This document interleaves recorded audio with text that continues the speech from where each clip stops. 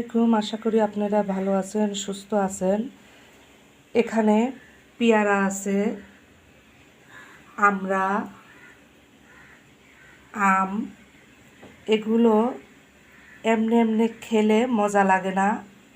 এগুলি মজা করে খেতে গেলে কি তৈরি করতে হবে চলুন মূল রেসিপিটা দেখে আসি।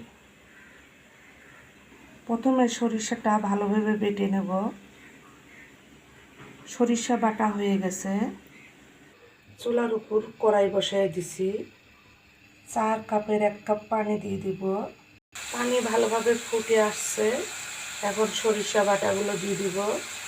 এটা ঘন হয়ে গেছে, আমি আরও 1 কাপ পানি এখানে অ্যাড করব। এখন দিয়ে দিব পরিমাণ মতো লবণ, হাফ চামচ জিরার গুঁড়া, হাফ চামচ মরিচের গুঁড়া, হাফ চামচ ধনার গুঁড়া, হাফ চামচ হলুদের গুঁড়া। ভালোভাবে নেড়ে চেড়ে মিক্স করে নেব। এখন দিয়ে দেব টেবিল চামচের 1 চামচ ভিনেগার।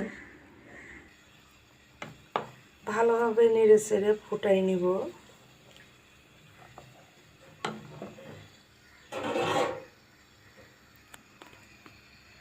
এখন দিয়ে দেব আমের আচার, আমের টক আচার। এখন ফুটতে শুরু করেছে, আমের আচারগুলো দিয়ে দিব। আমের আচার দিয়ে ভালোভাবে ফুটাইয়া ঘন করে নিব।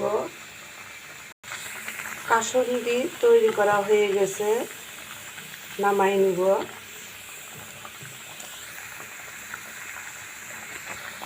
আমরার মাঝখানে এখন কাসুন্দি মেখে নিয়ে খাবো। এভাবে কাসুন্দি তৈরি করে কাঁচা আম, আমরা, পেয়ারা দিয়ে খেয়ে দেখবেন। আশা করি আপনাদের ভালো লাগবে। আপনারা সবাই ভালো থাকুন, সুস্থ থাকুন। এরপরে দেখা হবে নতুন কোনো রেসিপি নিয়ে। আজকে এখানেই শেষ করলাম। আল্লাহ হাফেজ।